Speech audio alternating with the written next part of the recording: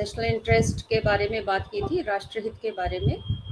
And we had talked about the meaning and types of national interest. And we had seen that states make their foreign policy on the basis of their national interest. One question arises from this as to what determines national interest of a country. As we had seen in the case of power, national interest is also determined by the geographical situation, the history, ideology, economic interests, and of course, the military and technological power of a country. A state sets its goals according to its capabilities. If a state does not realize its capabilities and sets its goals, then it will be difficult for foreign policy to be successful. So, states या राज्य अपनी स्थिति को देखकर, अपनी भौगोलिक स्थिति को देखकर, जैसे कि स्विट्जरलैंड के बारे में हम सब जानते हैं कि उसने तटस्थीकरण की नीति को, न्यूट्रलिटी को अपनाया हुआ है, क्योंकि उसकी अवस्थिति इस प्रकार से है, वो लैंड लॉक्ड स्टेट है और इसलिए उसके लिए ज़रूरी है कि वो सभी देशों के साथ एक प्रकार का भाव रखे, युद्ध में शामिल ना हो. तो भौगोलिक अवस्थिति, साथ ही साथ ऐतिहासिक पृष्ठभूमि भी स्टेट की नेशनल इंटरेस्ट को तय करने में सहायता करती है. जैसे इजराइल का अगर हम राष्ट्रीय हित देखें तो इजराइल का राष्ट्रीय हित उसके इतिहास से तय होता है. एक लंबे समय तक ज्यूज ने समस्याओं का सामना किया. In fact they faced existential threat, and as a result we find that they are very sensitive about their territorial integrity, about their security and all. तो जो ज्यूइश हिस्ट्री है, यहूदी इतिहास है, उसका स्पष्ट प्रभाव हम इजराइल की फॉरेन पॉलिसी पर देख सकते हैं, उसके राष्ट्रहित पर देख सकते हैं. इसी तरीके से हम ये भी देखते हैं कि जो थर्ड वर्ल्ड कंट्रीज हैं, उनका जो साम्राज्यवाद और उपनिवेशवाद का इतिहास रहा है, उसने भी उनकी विदेश नीति को, उनके राष्ट्रहित को प्रभावित किया है. भारत का ही राष्ट्रहित उसकी ऐतिहासिक पृष्ठभूमि से बना. भारत 100 सालों के बाद जब स्वतंत्र हुआ, उसके बाद उसने उसका राष्ट्रहित इसमें था कि वो अपनी आज़ादी को बनाए रखे, अपनी सॉवरेनिटी, अपनी संप्रभुता की रक्षा करे. तो कॉलोनियल हिस्ट्री इस मामले में हम कह सकते हैं कि इसने अपनी छाप थर्ड वर्ल्ड कंट्रीज, विकासशील देशों के राष्ट्रहित पर छोड़ी है. देन कल्चर और संस्कृति, इसका भी गहरा प्रभाव राष्ट्रहित पर पड़ता है. राजनीतिक संस्कृति या political culture determines the national interest, the working, the process of a state. चाहे वो आंतरिक रूप में हो या बाह्य रूप में, दोनों पर कल्चर, संस्कृति की छाप पड़ती है. और आज के समय में तो संस्कृति का विशेष महत्व हो गया है और जो पॉलिटिकल कल्चर है उसकी हम विशेष रूप से बात करते हैं कि कैसे political culture can be traditional और modern and it impacts the domestic and foreign policy of a country. तो राष्ट्रहित के निर्धारण में किसी राष्ट्र की संस्कृति, परंपराओं, उसके आचार विचार का भी योगदान देखा जा सकता है. जैसे भारत की गुटनिरपेक्षता की नीति के लिए हम कह सकते हैं कि इस पर जो एनलाइटेंड नेशनल इंटरेस्ट का प्रभाव देखा जाता है, यानी भारत की नॉन अलाइनमेंट की पॉलिसी उसकी संस्कृति और परंपराओं की देन कही जा सकती है. हमारी पंचशील की जो पॉलिसी है वो भी इसी की देन कही जा सकती है। तो राष्ट्रहित पर संस्कृति का गहरा प्रभाव पड़ता है। वो तय करता है, हमारी परंपराएं तय करती हैं कि हम किस प्रकार के राज्य होंगे। हम एक आक्रामक नीति को अपनाने वाले राज्य होंगे या हम शांति की बात करने वाले राज्य होंगे। हमारा इंटरेस्ट किस में निहित होगा। इसके अलावा आगे अगर हम बात करें तो हम लोगों ने पूर्व में विचारधारा की बात की थी कि how ideology is an element of power for a state. National power का निर्माण हम पाते हैं कि विचारधारा से होता है। विचारधारा का प्रभाव राष्ट्रहित पर भी पड़ता है। जो अभी हम लोगों ने बात की जिन देशों की जो हमारे कॉलोनियल जिन पर शासन था, या हमने ज्यूइश कल्चर की बात की, ज्यूइश संस्कृति की बात की, इतिहास की बात की, तो ये सभी एक विचारधारा के आधार पर हम इसको काम करते देखते हैं। तो आइडियोलॉजी का प्रभाव राष्ट्रहित पर पड़ता है। द्वितीय विश्व युद्ध के बाद के समय में अगर देखें, पोस्ट सेकेंड वर्ल्ड वॉर, हम देख सकते हैं कि राष्ट्रहित के निर्माण में विचारधारा ने महत्वपूर्ण भूमिका निभाई। ये हम क्यों कहते हैं? Because after second world war we see were divided into blocks, एक तरफ कैपिटलिज्म और दूसरी तरफ कम्युनिज्म। तो पूरा जो शीत युद्ध था वो विचारधारा के आधार पर लड़ा गया था। और यहाँ पर हम देखते हैं कि अमेरिका की का जो नेशनल इंटरेस्ट था, जिसने उसकी फॉरेन पॉलिसी को डिटर्मिन किया, वो कंटेनमेंट ऑफ कम्युनिज्म पर आधारित था। तो दूसरी ओर सोवियत संघ जो कम्युनिज्म, वर्ल्ड कम्युनिज्म की बात करता था, उसकी जो विचारधारा थी वो विश्व साम्यवाद की स्थापना की विचारधारा थी और वो एक्सपेंशन की बात करता था। जिन देशों में डेमोक्रेसी है वहां पर भी डेमोक्रेटिकली इलेक्टेड गवर्नमेंट्स को टॉपल करके वहां भी साम्यवाद की स्थापना हो, वो इस बात की कोशिश कर रहा था। तो विचारधारा की भूमिका 1945 के बाद तो हम विशेष रूप से देखते हैं। और फिर आपने देखा कि आगे जाकर ये जो दोनों विचारधाराएं थी, पूंजीवादी लोकतंत्र और सर्वहारा वर्ग की क्रांति के रूप में भी जिनको हम देखते हैं, इन्होंने विश्व के अन्य देशों को भी प्रभावित किया। और इसी के आधार पर राष्ट्र अपने मित्र और शत्रु को पहचानते थे।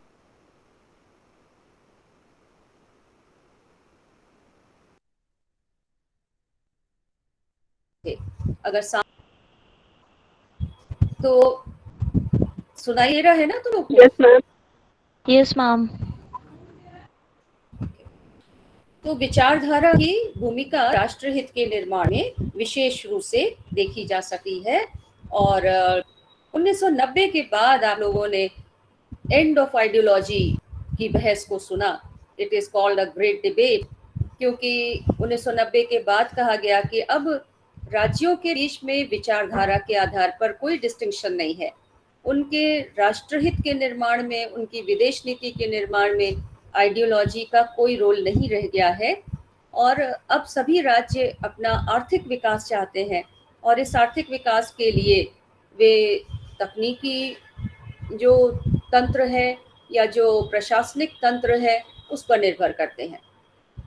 तो आज के समय में एंड ऑफ आइडियोलॉजी की जो डिबेट है उसको समझा जाता है, जाना जाता है। और ये मानते हैं कि ideology has come to an end, it has no role to play today in international relations.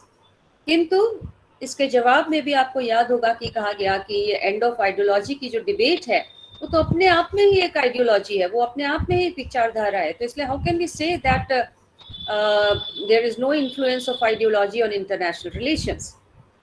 तो विचारधारा की जो डिबेट है वो लगातार चलती रहेगी।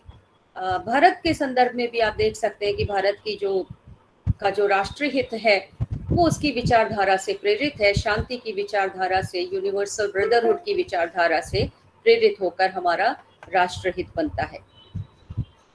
इसके अलावा आर्थिक विकास या इकोनॉमिक डेवलपमेंट स्वाभाविक है कि सभी देशों के का जो नेशनल इंटरेस्ट है वो इससे प्रभावित हो, क्योंकि राष्ट्र अपने राष्ट्रहित के निर्माण में आर्थिक विकास को एक प्रमुख स्थान देते हैं। विकासशील देश हो या विकसित राज्य हो, सभी के राष्ट्रहित में इकोनॉमिक डेवलपमेंट की भूमिका स्वाभाविक रूप में देखी जा सकती है। जहां विकासशील राष्ट्र का हित बिना किसी शर्त के अधिक से अधिक आर्थिक सहायता प्राप्त करने में निहित है, तो वहीं विकसित राज्यों के लिए उनका हित इसमें निहित है कि वो ज़्यादा से ज़्यादा देशों को पुरस्कार के रूप में या दंड के रूप में आर्थिक सहायता प्रदान करें और अपनी शक्ति को बढ़ाएं। उन राज्यों को जिनको वो सहायता दे रहे हैं उन्हें अपने इन्फ्लुएंस में करें। तो दोनों का हित आपने देखा कि आर्थिक विकास पर निर्भर करता है, विकासशील और विकसित दोनों ही देशों का।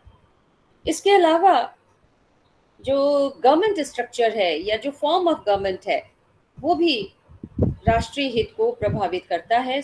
सरकारी संरचना का राष्ट्रीय हित पर गहरा प्रभाव, महत्वपूर्ण प्रभाव पड़ता है।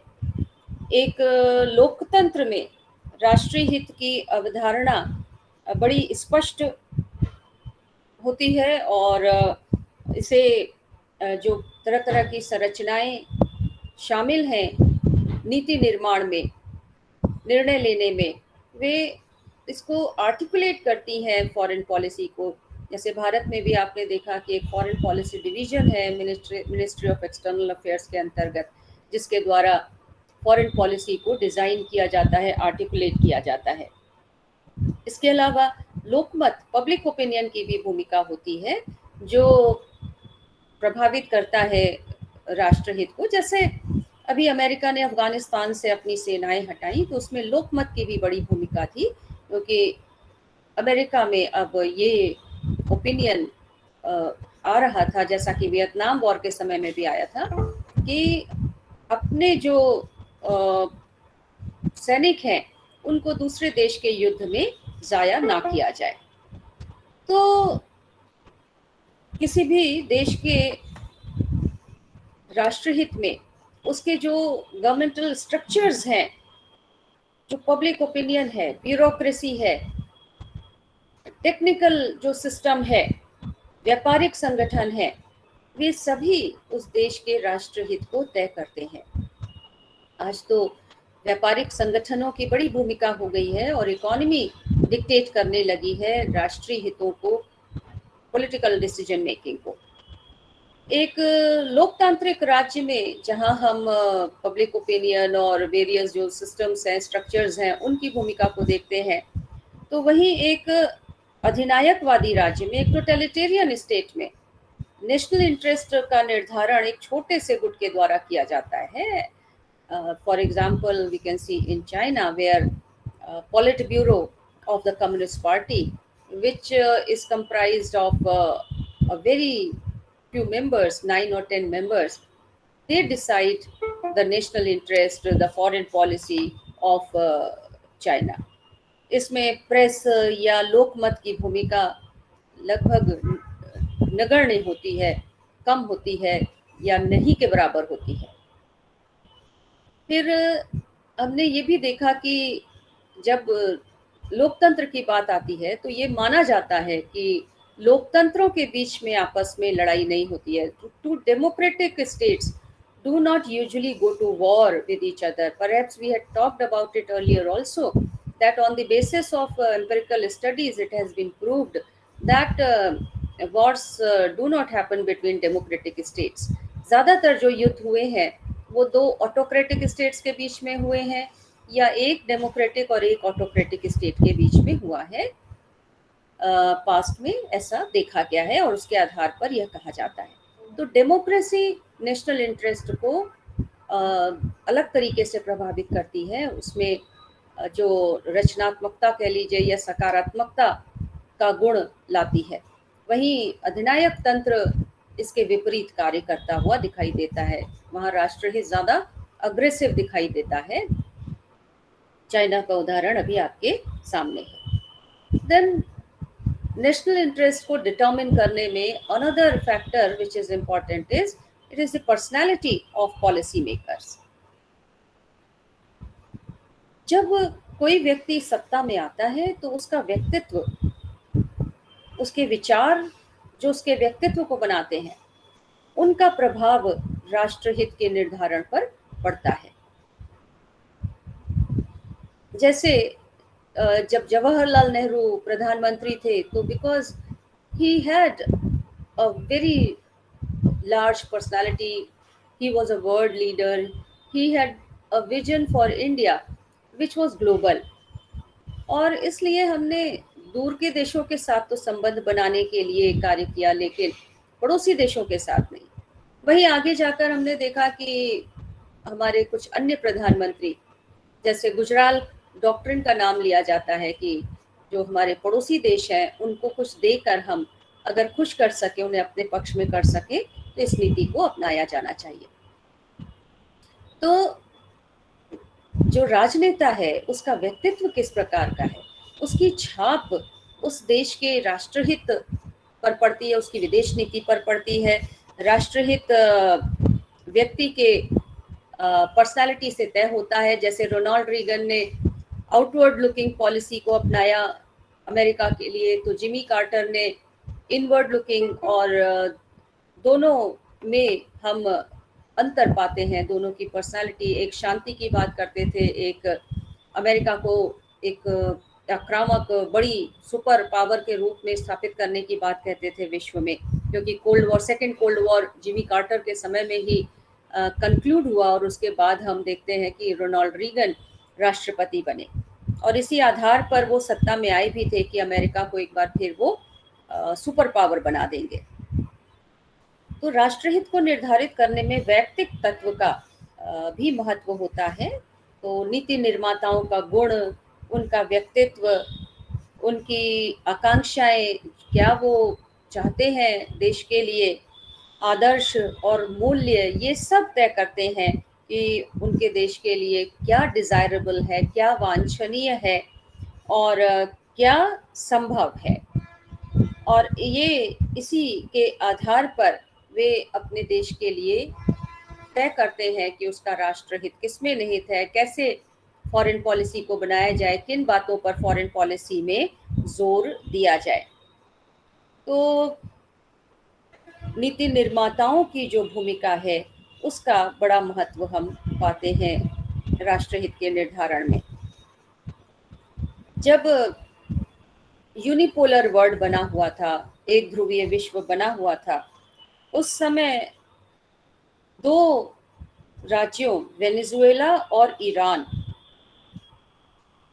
ने जो अमेरिका विरोधी कठोर रुख अपनाया था, उस पर इन दोनों देशों के जो राष्ट्राध्यक्ष थे उनका इम्पैक्ट, उनका जो इन्फ्लुएंस है, प्रभाव है, वो देखा जा सकता है। एक तरफ ह्यूगो शावेज थे और दूसरी तरफ अहमदी निजाद थे, जिनके व्यक्तित्व का प्रभाव हम देख सकते हैं। इसी तरीके से कोल्ड वॉर के दौरान फ्रांस में चार्ल्स डिगॉल की पर्सनालिटी का प्रभाव हम उसके राष्ट्रहित पर देखते हैं। चार्ल्स डिगॉल अमेरिका से इंडिपेंडेंट एक फॉरेन पॉलिसी बनाने के पक्षधर थे, जिसने कोल्ड वॉर में भी जो इंट्रा ब्लॉक टेंशन था उसको जन्म भी दिया। फिर इसके अलावा नेशनल इंटरेस्ट के निर्माण में जो एक्सटर्नल चैलेंजेस हैं उनका बहुत प्रभाव पड़ता है। एक्सटर्नल चैलेंजेस या जो चुनौतियां हैं, जो दबाव हैं, जो पावर इक्वेशंस हैं, किसी एक निश्चित समय में शक्ति का वितरण किस प्रकार का है, ये सब भी तय करते हैं राष्ट्र के हित को। पड़ोसी राज्यों का क्या रुख है, बड़ी शक्तियों की नीतियां किस प्रकार की हैं, इन सब का, यानी अंतरराष्ट्रीय इंटरनेशनल एक्टर्स का। तो अभी तक तो हम लोग देख रहे थे कि जो डोमेस्टिक फैक्टर्स हैं उनका प्रभाव पड़ रहा है, लेकिन अब देखते हैं कि जो इंटरनेशनल एक्टर्स हैं उनका प्रभाव भी राष्ट्रहित को तय करने पर पड़ता है। भारत की गुटनिरपेक्ष की नीति और आज के समय में भारत की प्रो यूएस नीति इस बात का उदाहरण है कि कैसे बाह्य कारक हमारे राष्ट्रहित को बदलते हैं। 1990 के बाद जब यूनिपोलर वर्ल्ड बन गया तो भारत ने भी अमेरिका के साथ अपने संबंधों को अलग प्रकार से बनाने का काम किया। तो ये तो हो गया कि what are the factors which determine national interest, जिनके लिए राज्य निरंतर प्रयासरत रहते हैं कि उन्हें प्राप्त किया जा सके। अब राष्ट्रहित के प्रकार, जिनके विषय में हम लोगों ने कल भी बात की थी कि there are basically two types of national interest. One is primary and one is secondary. Primary interests may be defined as long-term continuous interest goals for which states are continuously working, and they can be defined as goals for which states are ready to go to war. और इसलिए हम इसके अंदर सुरक्षा को रखते हैं, किसी देश की जो टेरिटोरियल इंटेग्रिटी है, सिक्योरिटी है, उसको हम इसमें रखते हैं। Whereas in secondary interest, we place those interests for which states they may strive to achieve those interests, but they will not go to war to achieve them. इसके लिए वो युद्ध करने को तैयार नहीं होते हैं। इन्हें हमने सेकेंडरी इंटरेस्ट के रूप में देखा था, या इनको हम महत्वपूर्ण और गैर महत्वपूर्ण यानी वाइटल और नॉन वाइटल इंटरेस्ट के रूप में भी देख सकते हैं। तो ये तो मोटी कैटेगरी हो गई। जनरली सामान्य भाषा में हम दो प्रकार के इन हितों की बात कर सकते हैं, वाइटल इंटरेस्ट या प्राइमरी इंटरेस्ट और सेकेंडरी इंटरेस्ट, और या वाइटल इंटरेस्ट और नॉन वाइटल इंटरेस्ट, जिन्हें अभी हम लोगों ने बात की कि कैसे राज्य पहले के लिए युद्ध भी करने को तैयार होते हैं। थॉमस रॉबिन्सन ने राष्ट्रहित के कुछ प्रकार बताए हैं, and he has categorized national interest in 6 classes. These are primary interest, secondary interest, variable interest, common interest, special interest. So what are these? Thomas Robinson ने जो क्लासिफिकेशन किया है राष्ट्रहितों का, उसमें पहला, जैसे हम लोगों ने बात की, प्राइमरी इंटरेस्ट या प्राथमिक हित। नाम से स्पष्ट है कि ये सबसे महत्वपूर्ण हित हैं, जिन पर कोई राज्य किसी भी प्रकार का समझौता करने को तैयार नहीं होता है और जिनकी रक्षा करने के लिए वह कोई भी मूल्य चुकाने को तैयार है। कौन से इंटरेस्ट ऐसे होंगे? राष्ट्रीय स्वायत्तता, आत्मसंरक्षण, प्रादेशिक अखंडता। जिस प्रकार से मनुष्य अपनी रक्षा को सर्वप्रथम मानता है, उसी प्रकार से राज्य के लिए भी ये इंटरेस्ट होते हैं, जिसके लिए राष्ट्र कोई समझौता नहीं करना चाहता, जैसे मनुष्य भी अपनी सुरक्षा को लेकर कोई समझौता नहीं करना चाहता। दूसरा, गौण हित, सेकेंडरी इंटरेस्ट की बात कही। इस प्रकार के हित नेचुरली प्राइमरी इंटरेस्ट से, प्राथमिक हितों से कम महत्वपूर्ण होते हैं, लेकिन राष्ट्र के लिए, उन राष्ट्र के अस्तित्व के लिए उनका विशेष महत्व होता है, वो अनिवार्य होते हैं। इस प्रकार के हितों में हम नागरिकों की सुरक्षा या जो हमारे डिप्लोमेट्स हैं दूसरे देशों में, उनकी इम्यूनिटीज़, उनके जो प्रिविलेजेस हैं, उनको बचाने के कार्य को रख सकते हैं। अपने नागरिकों की सुरक्षा करना किसी भी देश के लिए अत्यंत आवश्यक है। चीन की जब हम फॉरेन पॉलिसी पढ़ते हैं तो हम इस पर विशेष जोर देते हैं कि चीन विदेशों में रहने वाले अपने नागरिकों के हित के लिए किसी भी हद तक जाने को तैयार दिखाई देता है। तो ये सेकेंडरी इंटरेस्ट के रूप में। Then there are certain permanent interest, स्थायी इंटरेस्ट होते हैं, हित होते हैं। स्थायी हित का मतलब क्या हुआ? जो दीर्घकालिक होते हैं, अपरिवर्तनीय हित होते हैं, और इनमें परिवर्तन बहुत धीमी गति से होता है, because they are permanent, so they do not change easily. जैसे उदाहरण के तौर पर हम कह सकते हैं कि ब्रिटेन का अगर हम उदाहरण लें, तो ब्रिटेन जिसकी नौसेना एक समय में बड़ी शक्तिशाली थी और उसको समुद्र का राजा कहा जा सकता था, तो ब्रिटेन जो कि एक आइलैंड स्टेट है, उसका स्थायी हित किस में है? Freedom of navigation. तो ये उसका स्थायी हित था, जिसके में बहुत वो बदलाव नहीं करता था। ये हित ऐसा है जो परमानेंट है, जिसमें ज़्यादा चेंजेस नहीं किए जाते हैं। फिर इसके अलावा there are certain variable interest, परिवर्तनशील हित होते हैं, यानी वे हित जो विशेष परिस्थितियों में राष्ट्र की भलाई के लिए ज़रूरी समझे जाते हैं। ये इंटरेस्ट एक समय में उत्पन्न हुए और उसके बाद उनमें चेंजेस आ सकते हैं। किसी समय में विशेष परिस्थितियों में, under some special circumstances, they may be considered necessary for the welfare of the people of a state. ऐसे ये जो इंटरेस्ट होते हैं, जो परिवर्तनशील होते हैं, इनके निर्धारण में प्रायः पब्लिक ओपिनियन का रोल होता है, या लोक दलीय राजनीति की भूमिका, पार्टी पॉलिटिक्स, या ऑपोजिशन अगर मुखर है किसी मुद्दे पर, या कोई जो समूह है, दबाव समूह है जो राज्य के अंदर हैं, जिनके द्वारा ऐसे मुद्दे को उठाया जाए। जैसे अगर हम अपने पड़ोसी देशों में देखें तो हम पाते हैं कि पाकिस्तान के द्वारा कभी कभी अपने लोकमत के लिए, उन्हें संतुष्ट करने के लिए, या सेना को संतुष्ट करने के लिए, उसके द्वारा भारत के साथ कुछ मुद्दों को उठा लिया जाता है, और उसको लेकर वो अंतर्राष्ट्रीय राजनीति में कुछ अपनी बातों को रख सकता है, मुखालफत कर सकता है। तो वेरिएबल इंटरेस्ट तय होते हैं दलीय राजनीति से, लोकमत से, राजनीतिक और नैतिक सामूहिक नीतियों से, सक्रिय विरोध से, इससे प्रभावित होकर बनते हैं, विशेष परिस्थितियों में बनते हैं और उसके बाद वो समाप्त भी हो जाते हैं। उस समय उन्हें राष्ट्र की भलाई के लिए अनिवार्य माना जा सकता है। Then there are certain general interest, सामान्य हित होते हैं। सामान्य हित का मतलब क्या हुआ? कुछ ऐसे इंटरेस्ट जो बहुत सारे राष्ट्रों या बहुत सारे विशिष्ट क्षेत्रों, जैसे अर्थव्यवस्था, कूटनीतिक संबंध, व्यापार इत्यादि पर लागू होते हैं। ये सामान्य हित है ना, सभी के लाभ के लिए है ये।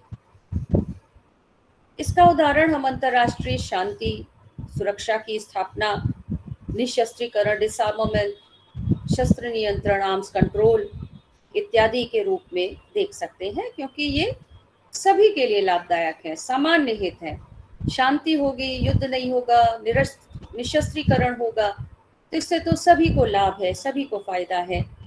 और इसी तरीके से जैसे WTO का जब निर्माण हुआ, जब ग्लोबलाइजेशन किया गया, तो ये माना गया कि इससे सभी देशों की अर्थव्यवस्था को लाभ होगा। तो जहाँ सामान्य तौर पे देशों की अर्थव्यवस्था, व्यापारिक संगठन, कूटनीतिक संबंधों इत्यादि पर प्रभाव पड़े, उन्हें हम सामान्य हित की श्रेणी में रखते हैं। Then there are some special interest, specific interest, विशिष्ट हित जिन्हें कह सकते हैं। ये विशिष्ट हित सामान्य हितों से उत्पन्न होने वाले हित होते हैं। इन्हें समय के साथ परिभाषित किया जा सकता है।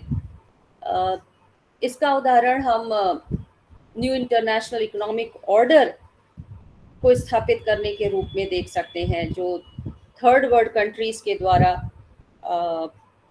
अपने कुछ विशिष्ट हितों की पूर्ति के लिए बनाया गया था। नई आर्थिक व्यवस्था, नई अंतर्राष्ट्रीय अर्थव्यवस्था, न्यू इंटरनेशनल इकोनॉमिक ऑर्डर की स्थापना की गई। या इसके अलावा हिंद महासागर के जो तटीय क्षेत्र हैं, लिटोरल स्टेट्स हैं, उनके कुछ विशिष्ट हित हैं। हिंद महासागर को शांति क्षेत्र के रूप में घोषित करने की जो भारत के द्वारा इच्छा प्रकट की गई, उसको भी हम इसमें रख सकते हैं। विशिष्ट हित ये सामान्य हितों से उत्पन्न होते हैं और इन्हें समय के साथ परिभाषित किया जाता है। फिर इसके अलावा there are certain common interest, समान हित, ये आइडेंटिकल कह सकते हैं। कॉमन की जगह अगर हम आइडेंटिकल शब्द का प्रयोग करें, वे हित जो दो या दो से अधिक राज्यों के लिए सामान्य रूप से उपयोगी होते हैं। ऐसा क्या उदाहरण दे सकते हो? आतंकवाद का विरोध, वॉर अगेंस्ट टेररिज्म, ये सभी का एक आइडेंटिकल इंटरेस्ट है। या पर्यावरण का संरक्षण, क्लाइमेट सिक्योरिटी, ये भी सभी का समान हित है, आइडेंटिकल इंटरेस्ट है, क्योंकि इन दोनों का सब पर प्रभाव पड़ता है। अभी तो ये सिद्ध हो गया है कि राज्य कुछ जगह पर बंधे होते हैं। ये नहीं कह सकते हम कि भाई क्लाइमेट का प्रभाव आपके ऊपर पड़ेगा, हमारे ऊपर नहीं पड़ेगा, इसलिए हम क्लाइमेट के लिए जो कदम उठाने हैं उनको उठाने के लिए तैयार नहीं, हम इस पैक्ट में शामिल नहीं होंगे। आज ये नहीं कहा जा सकता, बिकॉज इन आतंकवाद हो या पर्यावरण क्षरण हो, इसका प्रभाव सबके ऊपर दिखाई देता है। इसलिए दीज आर आइडेंटिकल इंटरेस्ट। अंतर्राष्ट्रीय शांति भी इसी प्रकार का है, जिसको अभी हम लोगों ने बात करी कि एक सामान्य हित है, जनरल इंटरेस्ट है, which is common to all the people, and सभी राष्ट्र ये चाहेंगे, with a few exceptions. Then there are certain complementary interest. देखिए, रॉबिन्सन ने तो 6 हितों की बात कही थी, उसके बाद उन्होंने 3 और हित बताए। 6 हम लोगों ने पहले बात कर ली। कौन कौन से थे? Primary interest, secondary interest, permanent interest, variable interest, general interest and specific interest. उसके बाद वो बताते हैं कि there are some identical interest, complementary interest and conflicting interest. तो ये 3 श्रेणियां उन्होंने, रॉबिन्सन ने, और बताई हैं। समान हित की तो हम लोगों ने बात कर ली, आतंकवाद के विरुद्ध लड़ाई, पर्यावरण संरक्षण। फिर कॉम्प्लीमेंट्री इंटरेस्ट। कॉम्प्लीमेंट्री यानी कि पूरक हित। पूरक हित का मतलब क्या है? वे हित जो although they are not common to two states, but due to some reasons, specific reasons, they reach a consensus regarding these interests. यानी ये राज्यों के समान हित तो नहीं है, लेकिन कुछ विशिष्ट पहलुओं पर राष्ट्रों के बीच में इस हित को लेकर समझौते हो जाएं। जैसे अगर हम उदाहरण देखें तो शीत युद्ध के समय में पाकिस्तान और अमेरिका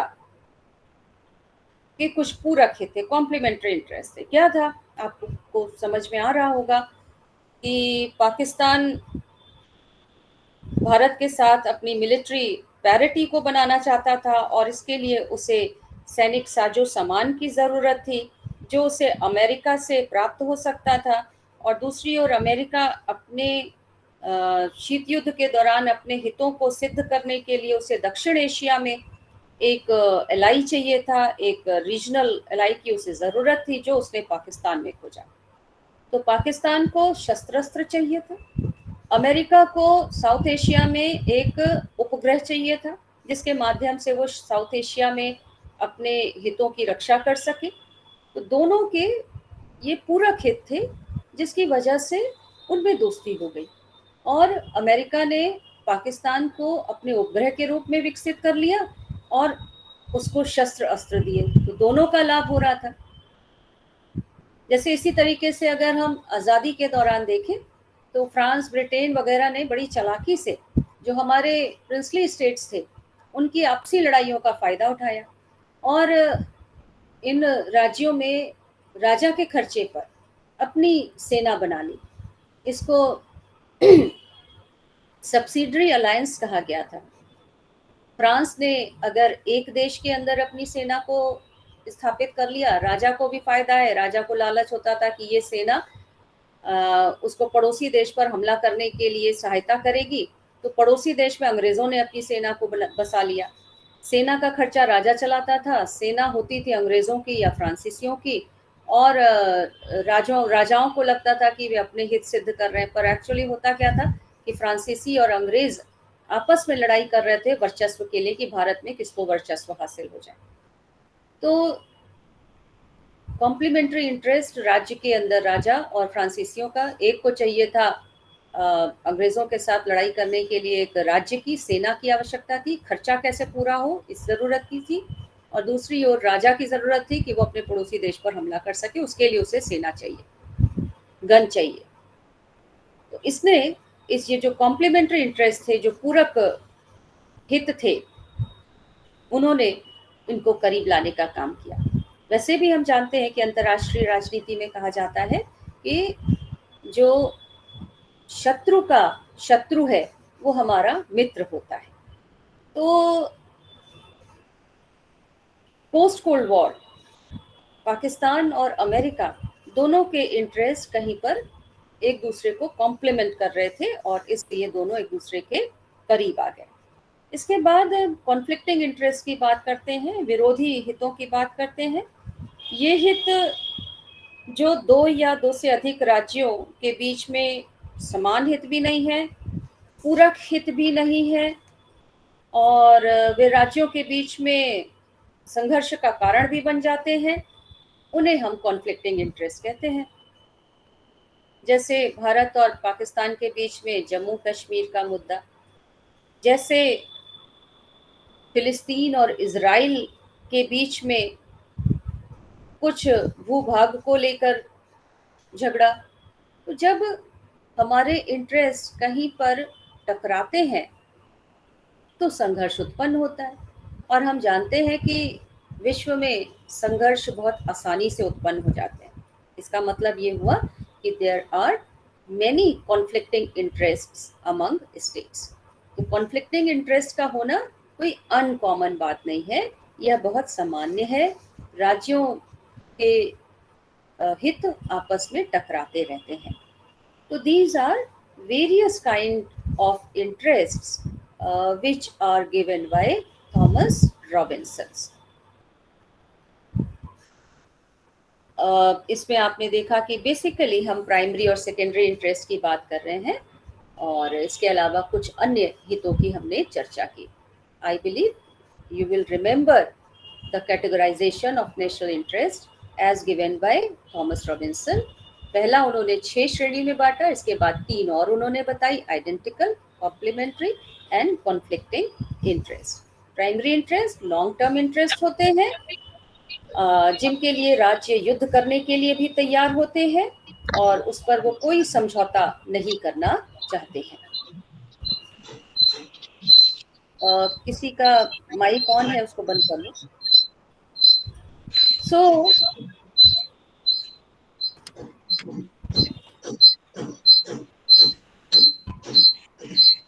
पायल गुप्ता, अपना माइक बंद करो। इसमें हम लोगों ने देखा, प्राइमरी इंटरेस्ट में हम लोगों ने देखा कि national security, sovereignty, protection of integrity, इन सबको रखा जाता है, और इसके लिए राज्य एक दूसरे से संधियां भी करते हैं, अलायंसेस क्रिएट करते हैं, जिससे वो अपनी टेरिटरी की रक्षा कर सके।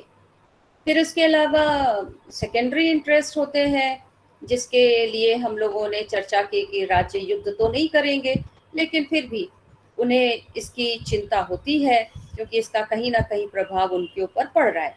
इसमें हम लोगों ने बात की थी कि विदेश में रहने वाले अपने नागरिकों की रक्षा, इसमें हम एक्सपेंशन ऑफ आइडियोलॉजी को भी रख सकते हैं, trade interest, material welfare of people, cultural expansion, इन सब को हम इसमें रख सकते हैं। और पूर्व में हम लोगों ने देखा था कि मॉर्गेंथो ने कहा कि राष्ट्रीय हित की हम कोई अलग से परिभाषा नहीं कर सकते। It is very difficult to define and identify national interest. लेकिन उन्होंने भी नेशनल इंटरेस्ट के 2 एस्पेक्ट बताए, परमानेंट और दूसरा टेम्पररी। तो national interest is always changing. Then again, to move further, we see that Rema Aron has said that national interest cannot be defined because it is concerned with group of people, क्योंकि इसमें लोग शामिल हैं और इसलिए national interest को define करना मुश्किल काम है। However, he says that it is the basis of foreign policy. it is the basis of a country's foreign policy, and the aim of foreign policy is to protect national interest. Then, according to Lord Palmerston, we have no eternal allies and we have no eternal enemies. यानी अंतर्राष्ट्रीय राजनीति में ना तो कोई permanent मित्र है, ना कोई परमानेंट शत्रु होता है. According to Norman Hill, the starting point in foreign policy making is national interest. It is said that as long as the world is politically organized into nations, national interest is indeed the last word in world politics. So, national interest is an important concept in international relations, and it is the basis of all policy making among states. There are several instruments to promote national interest. जैसा हम लोगों ने कल भी बात की थी कि राष्ट्रहित को बढ़ाने में, उसका संवर्धन करने में कुछ उपायों का इस्तेमाल किया जाता है. और हम लोगों ने कौटिल्य की भी बात की थी, जिन्होंने 4 उपायों की चर्चा की है, साम दाम दंड भेद, कि कैसे परसुएशन, जिसको आधुनिक जो हमारे विचारक हैं वो कहते हैं परसुएशन, बातचीत, डायलॉग, जिसके माध्यम से हम अपने इंटरेस्ट को साधें. दाम या दान, यानी कुछ लालच देकर, गिफ्ट देकर, अवार्ड देकर हम अपने काम को करवा लें. फिर भेद, डिवीजन पैदा करके, फूट डालकर, अंग्रेजों ने कैसे फूट डालकर भारत पर राज्य किया, अपने इंटरेस्ट को सर्व किया, अपने कॉलोनियल इंपीरियल जो इंटरेस्ट था उसको सर्व किया. तो साम दाम भेद और फिर दंड. आजकल इकोनॉमिक सैंक्शंस का ज़माना है, तो इकोनॉमिक सैंक्शन लगाने की धमकी देकर या एक्चुअली उसका यूज़ करके, जैसे जब भारत ने और पाकिस्तान ने न्यूक्लियर टेस्ट किया उसके बाद लगाए गए, या ईरान के ऊपर सैंक्शंस लगाने की बात हुई, या ब्लॉकेड जो क्यूबा संकट के समय अमेरिका ने किया, आर्थिक नाकेबंदी. तो ये तरीके होते हैं जिनसे राज्य अपने हितों की समृद्धि करते हैं. एंड इसके अलावा भी कौटिल्य ने, आपको पता ही है कि उन्होंने अलायंस की बात करी कि राज्यों के बीच में अलायंसेस क्रिएट किए जा सकते हैं, संधियां की जा सकती हैं हितों की समृद्धि के लिए. इसके अलावा राज्य युद्ध कर सकते हैं, जिसके माध्यम से वो अपनी हित को सिद्ध कर सकते हैं. इसके अतिरिक्त राज्यों के द्वारा कुछ और तरीके अपनाए जाते हैं, जैसे डुअल पॉलिसी को अपनाना, कि एक देश के साथ मित्रता, दूसरे देश के साथ शत्रु भाव रखना.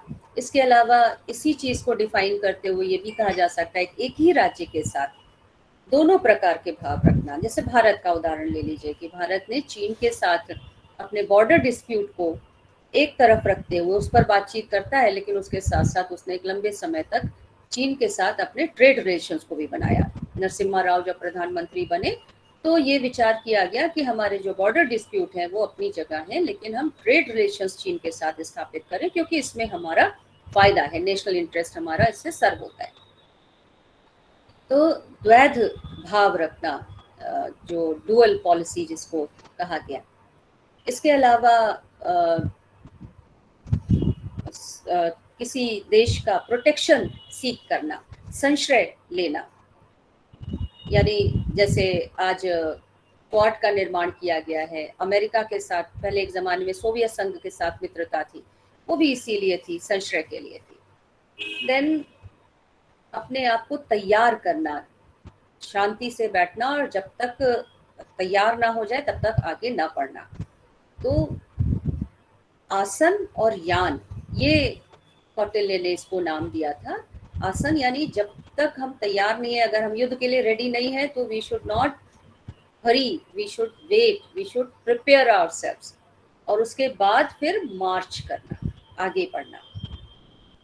तो 6 तरीके कौटिल्य बताते हैं राष्ट्रहित की सिद्धि के लिए, और इन्हीं को फिर आगे जो मॉडर्न स्कॉलर्स हैं उन्होंने बताया, और जिनके विषय में हम लोग आगे बात करेंगे जिसमें हम instruments for the promotion of national interest को देखेंगे, because national interest can cause conflict. As such, it is imperative for the states to frame their external relations in such a manner as to serve their national interest to the utmost. And for this purpose, states use several measures like diplomacy, propaganda, prachar ke sadhan, uh, political warfare, economic instruments, imperialism, colonialism, and the last resort to achieve national interest, to promote national interest, is war. Earlier, it was said that war is just an extension of diplomacy. However, today we see that war is not a solution.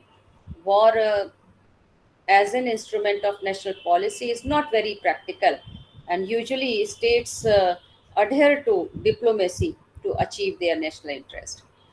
तो इन सब के विषय में अ,